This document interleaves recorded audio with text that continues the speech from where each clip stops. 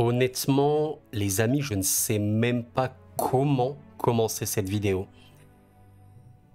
Le football nous montre à quel point c'est le sport, je pense, le plus imprévisible de tous les temps. Je suis vraiment choqué pour vous retrouver devant ce résultat qui indique que le Maroc, un des vrais gros favoris encore une fois à cette compétition, est éliminé par un Afrique du Sud qui a fait son match. Très honnêtement les amis, alors on parlera pas forcément d'analyse purement technico-tactique du match, mais j'ai plutôt envie de dégager une pensée, un petit peu réfléchir aussi à tout ça, et de parler du football aussi d'un point de vue général, mais évidemment qu'on va parler du Maroc, féliciter les Sud-Africains qui ont mérité leur victoire. Mais ça rappelle des heures sombres du football marocain, j'ai pensé notamment à vous savez, ce très malheureusement célèbre Maroc-Bénin en 2019. Et honnêtement les amis, comment expliquer ça? Je vous pose la question, comment vous pouvez expliquer ça? Nous sommes dans la CAN la plus choquante de l'histoire, je pense, mais à minima de l'ère moderne. Je n'ai pas souvenir d'avoir vu une CAN comme ça de ma vie en fait.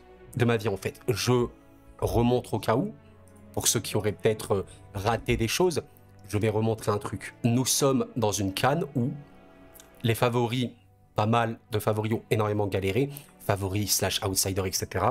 Le Ghana notamment a été éliminé en phase de poule. La Côte d'Ivoire s'est pris 4-0 à domicile et a fini 3e.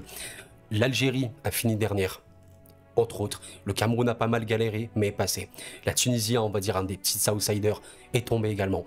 Et en 8e, nous avons notamment eu l'Égypte qui est tombée contre une très bonne RDC, mais un des favoris qui est tombé. Le Cameroun qui s'est fait sécher par un très bon Nigeria. Nous avons le Sénégal qui a été sorti par une merveilleuse Côte d'Ivoire qui est à la dérive.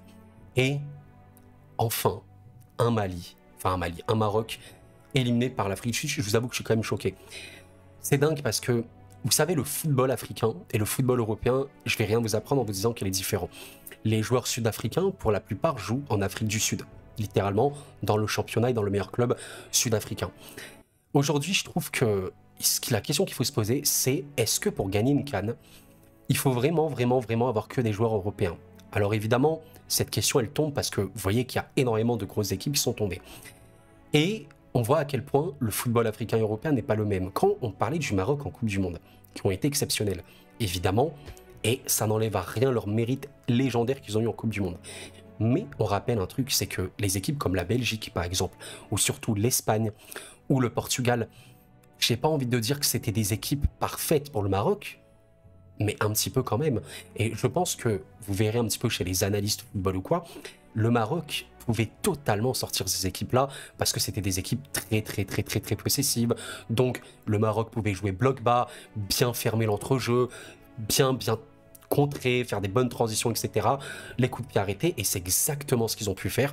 Et c'est comme ça qu'ils sont allés en demi.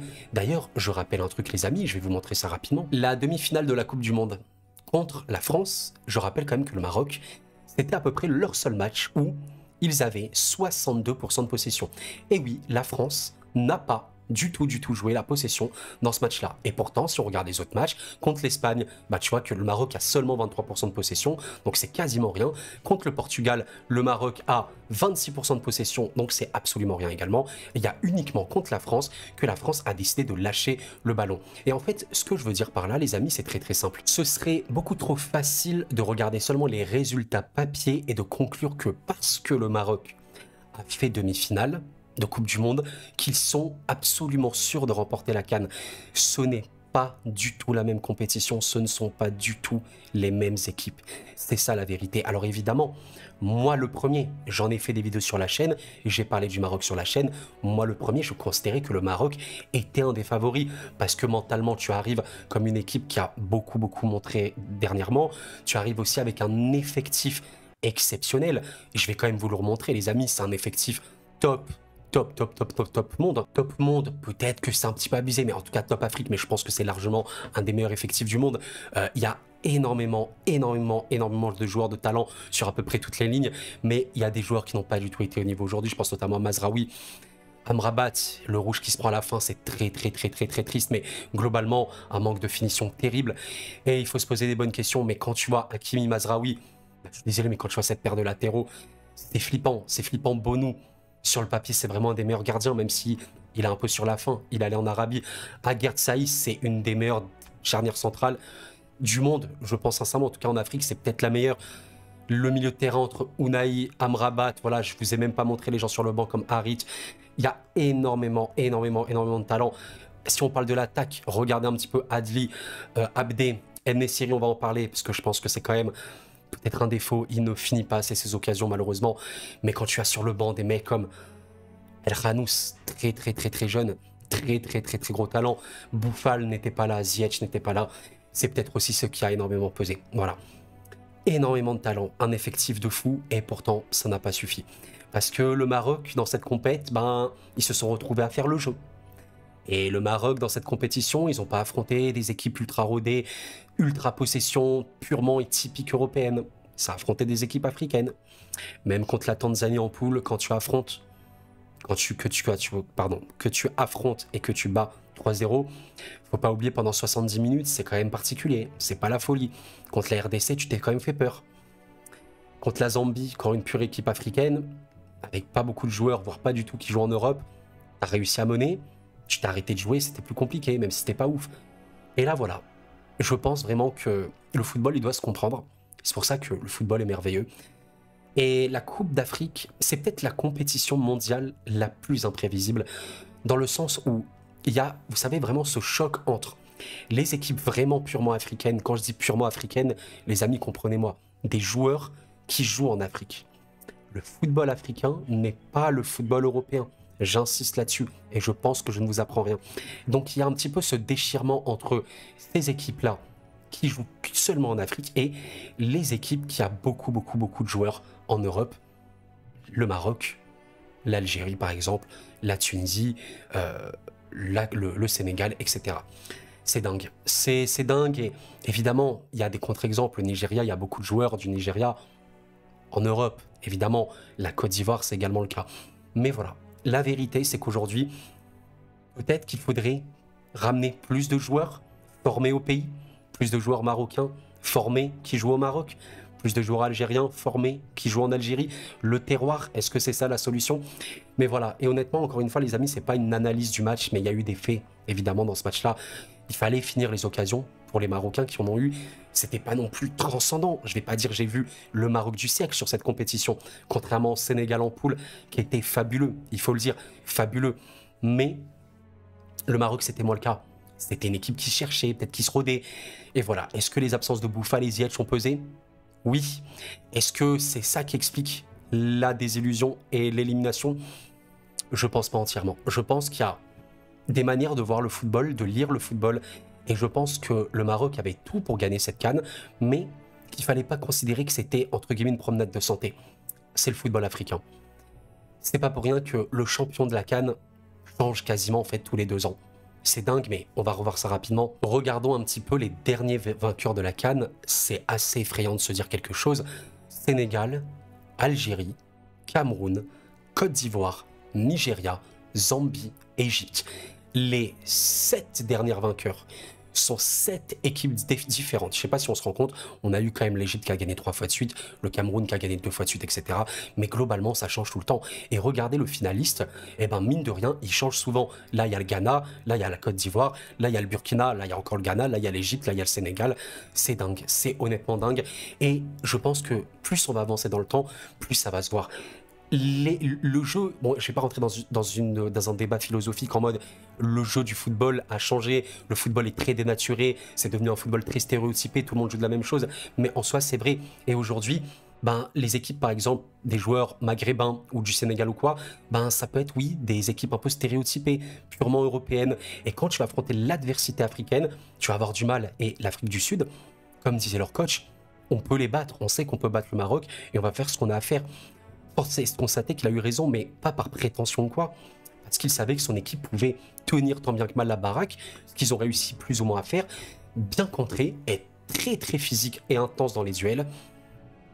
Un coup franc, un petit but comme ça, et ils ont réussi leur coup.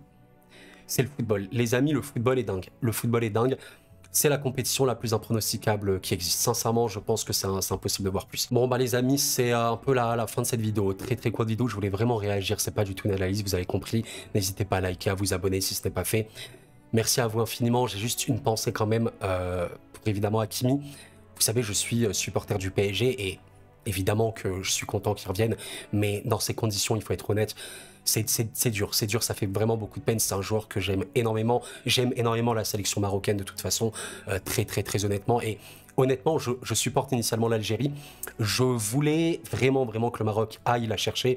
Voilà, malheureusement, c'est comme ça. Mais honnêtement, je suis un peu pour toutes les autres équipes. Que le meilleur gagne. Comme on dit que le meilleur gagne, il y a de très belles équipes. Et j'espère que la Côte d'Ivoire, par exemple, va gagner. Ce serait beau pour l'histoire. Mais voilà, grosse pensée pour Hakimi. Je peux pas vous montrer la vidéo, ce serait un peu chaud au niveau droit d'auteur. Mais voilà, il rate le penalty qui peut te relancer dans le match, peut totalement te relancer, tu sais pas, 85e, tu égalises. Là, l'euphorie, tu attaques, tu arrives à faire basculer cette équipe sud-africaine, tu gagnes 2-1, et c'est terminé, ou au pire, tu vas au tir au but avec Bonou, normalement, ça devrait aller. Mais voilà. Je suis choqué. Honnêtement, je suis choqué. Cette CAN est indescriptible. Je me demande si c'est pas la compétition de football la plus dingue que j'ai jamais vue de ma vie. Voilà, je suis pas vieux, mais je pense notamment à une Ligue des Champions où le Real, vous savez, revient contre le PSG, revient contre City, exceptionnel, je crois que c'était 19-20. La dernière Coupe du Monde, mais là, la CAN 2023-2024, on n'oubliera pas de sitôt, les amis. Tout le monde est tombé. Il en reste 8 des équipes, que le meilleur gagne. Mais waouh! À quoi beau étudier le football de 1000 façons différentes? À quoi beau préparer des matchs de 1000 façons différentes quand tu vois qu'en fait, avec un peu de cœur, un peu de physique, un peu d'adversité et croire un petit peu en ses chances, en fait, tout est possible. L'Afrique du Sud, on reste soudés, on a beaucoup de cœur, on est intense dans les duels, on essaie de contrer et ils ont gagné comme ça. 2-0 contre le Maroc, demi-finaliste de la Coupe du Monde. C'est dingue, c'est dingue. Je pense que la CAN va devenir un tournoi de plus en plus dur pour les équipes qui sont vraiment purement européennes. Dans le jeu, avec des joueurs européens. Et vraiment les équipes africaines, même le Cap-Vert pour moi peut gagner cette CAN. C'est un truc de malade. C'est incroyable. Le football, c'est vraiment chaud. Tout ce qui s'est passé là, c'est exceptionnel. Les amis, merci d'avoir suivi la vidéo, c'était Koro. Courage aux Marocains. Encore une fois, grand félicitations à cette belle équipe sud-africaine.